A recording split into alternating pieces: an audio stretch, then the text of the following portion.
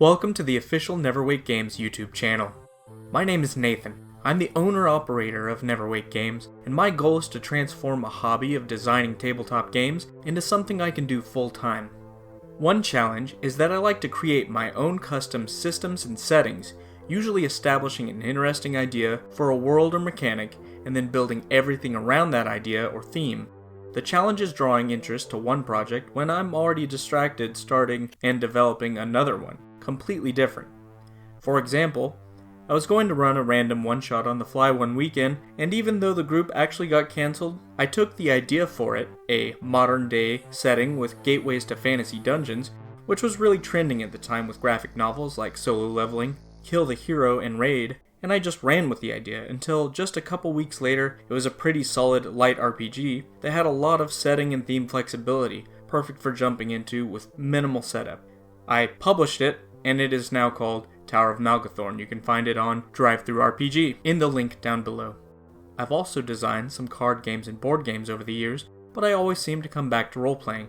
For this reason, and the challenge of establishing a brand on top of my original titles, I'm going to put forward my favorite project, one that I've been working on for, well, forever, off and on. See, I've always been satisfied with keeping it to myself.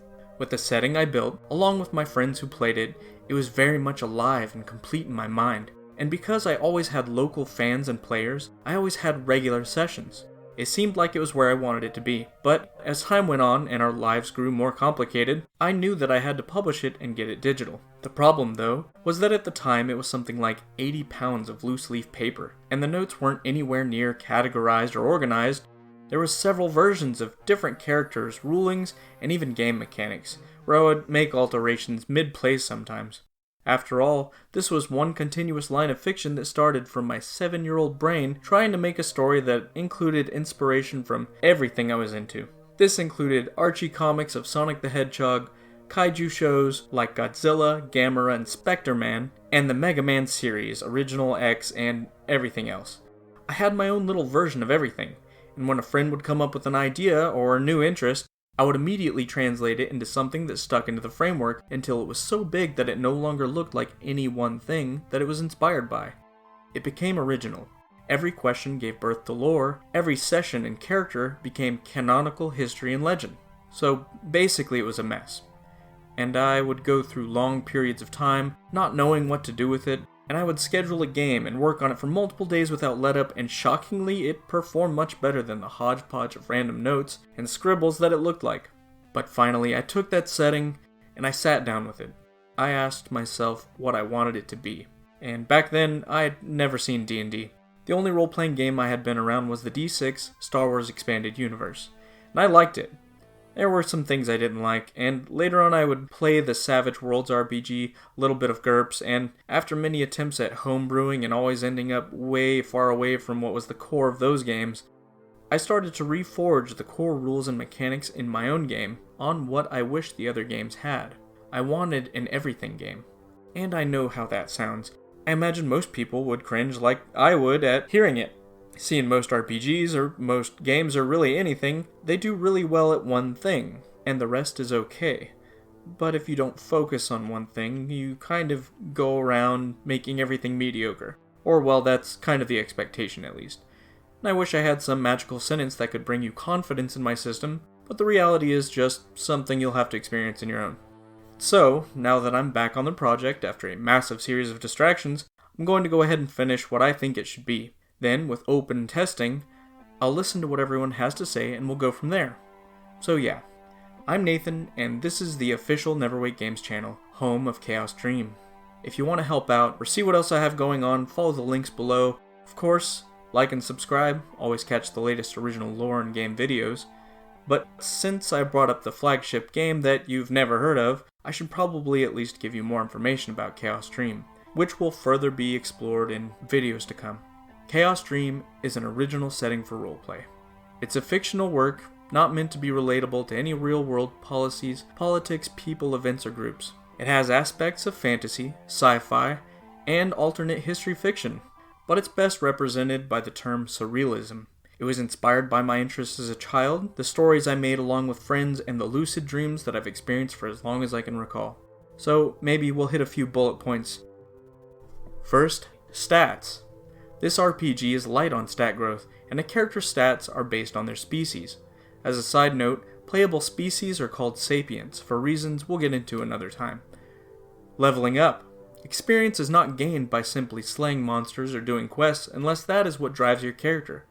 To explain further, your character becomes more experienced by fulfilling up to 6 particular daily interactions within the narrative world around them. These interactions may have to do with the character's life goals, interests, personality strengths and weaknesses, covering anything from cooking, solving crimes, taming creatures, hacking computer networks, the list goes on.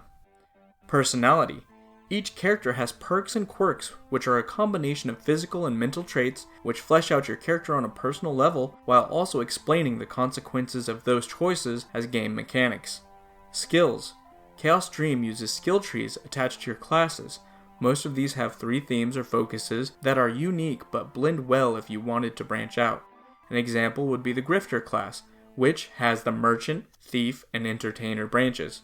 Each class has over 20 unique skills, which change how you tackle new challenges, having gameplay mechanics attached to them that go far beyond simple value modifiers.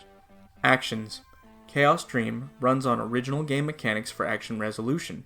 Mundane actions that some games may consider class-specific, like pickpocket, provoke, and crafting, are considered standard actions that anyone can attempt. How well a character does performing an action relies on a combination of 2 related stats out of the total 9 and a dice roll. Options. Within the core of Chaos Dream, there will be 6 classes and 6 species, called Sapients. In the future, plans for an additional 30 plus playable Sapients and 14 plus classes, as well as space travel, new worlds, and gameplay changes are planned for public release. So, what's the game about? Is it epic? Is the fabric of reality at stake? What is strength, and what should I know in order to survive in Chaos Dream? Well, the game's about you. More accurately, it's about your group, the players, their characters, the GM. The universe is a big place and there's always danger, even on a universal scale and beyond. Some are far-reaching and central to the overall story. War, disease, strange and widespread phenomena. Others are more personal. Crime, politics, work, relationships, narration hangs on individual choices, and that can be said for much roleplay. But the bounds simply don't exist within the setting of Chaos Dream. My goal is to complete this tabletop game and release as much as possible without cost digitally. Additionally, I want to make all of the lore available for anyone interested to read or listen to. If you'd like to help me on my journey, give this video a like and subscribe as I said before, and check me out on Patreon. Thank you for your time. Always dream, never wake.